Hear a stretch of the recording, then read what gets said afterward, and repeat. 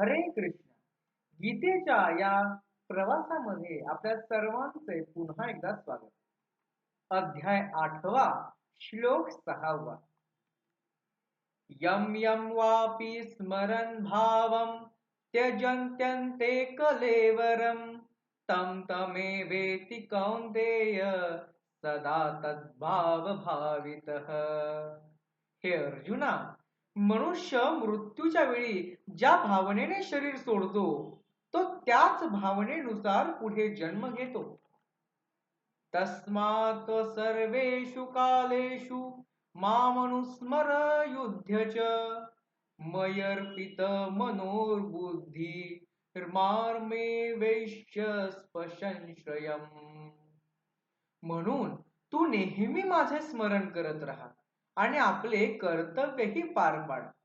मन आणि बुद्धी मला अर्पण केल्यास तू नक्कीच मला प्राप्त होशील.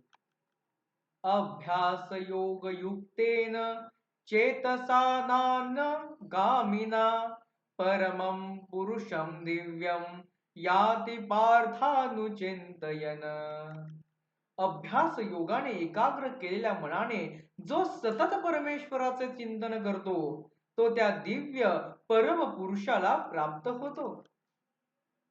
कविं पुराण मनुशासितारम् अनोरणीयां समनुस्मरेन्द्यः सर्वस्य धातारमचिन्त्य रूपम् आदित्यवर्णं तमसः परस्तात्.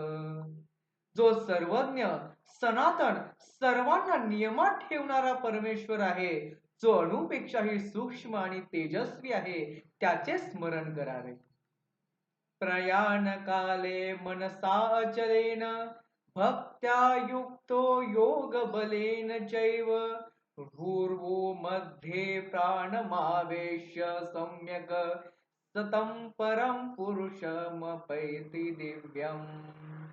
मृत्यूच्या वेळी स्थिर मनाने आणि भक्तीने युक्त होऊन भुवयांच्या मध्ये प्राण स्थिर करून जो ध्यान करतो तो परमेश्वराला प्राप्त होतो.